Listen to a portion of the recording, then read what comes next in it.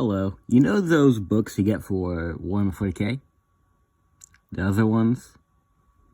Yeah, there are a lot of them. I thought it would be interesting to make a video looking over different generations of codexes. First edition didn't really have codexes, and more like jumbled piles of rules from the White Dwarf magazine. There was a rulebook though, and that would be the Warhammer 40k Compendium, which told you about the rules, stuff from the Imperium, and also Eldar for some reason. The Orcs were easily the most fleshed out faction compared to all the others, with 3 whole books talking about them. Log Orcs talks exclusively about the Lord Orcs. Here we go talks about the rules and the data sheets. And Freebooters talks about them freebooters gets. So what did first edition teach us? It's easy to see who the favorite is. Remember this lesson, this will be important later. Second edition is here, and this time actual codexes. We'll have 10 of them, which includes Ultramarines, Space Wolves, Angels of Death, Angels and Dark Angels, Guard, Sisters of Battle, Assassins, Oh, how the mighty have fallen, Chaos, just in general, Eldar, Orcs, and Tyranids. Or what would be the first rulebooks of the game? I think it's pretty good. The Codex design template for this edition is simple and basic. The Codex logo on the top with the name of the army inside it, with its own little font, which is nice. Third edition had some interesting designs. Half of them are personalized for the faction they are for, and the other half are boring. One example being the Dark Eldar, who had a nice, dark, but elegant Eldar design, similar to the Eldar Codex. But then, boom, boring. Alright, time for everyone's favorite cutaway. What's weird about the Codexes this edition? The Inquisition. The Inquisition had 2 Codexes. Why didn't they just bundle them together like they did with the Blood Angels and Dark Angels to test them out?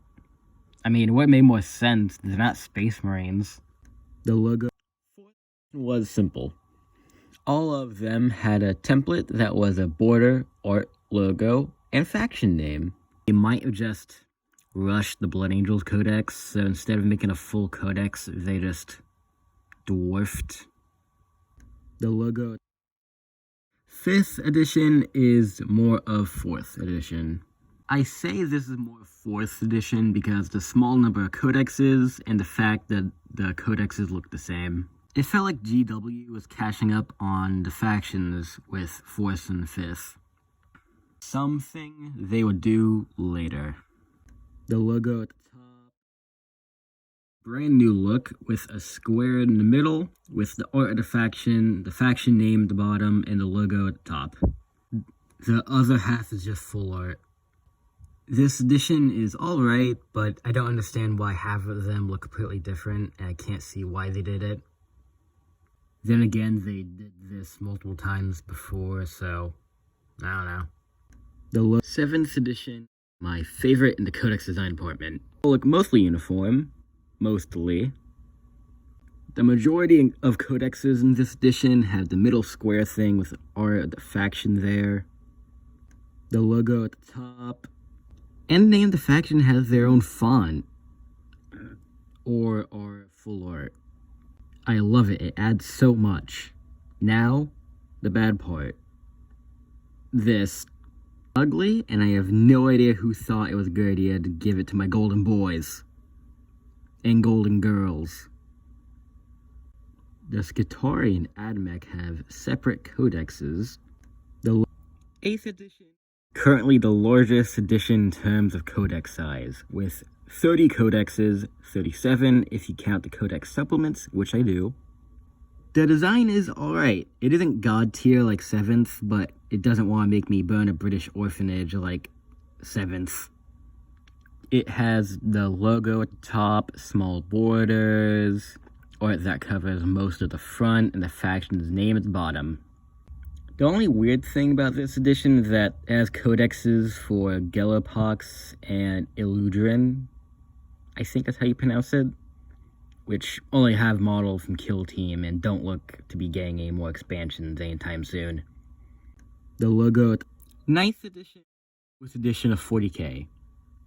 I do not like the codex design. It's not bad, I'm just not a fan of it. It looks too modern to me. It's just all full art with the logo up top and the faction's name down below. And that's all I can say at the moment. Hope the new AdMech Codex comes soon. You fellas only make fun of me because you fear my drip. Oh, shut up, Ringo. As if you'd ever had drip.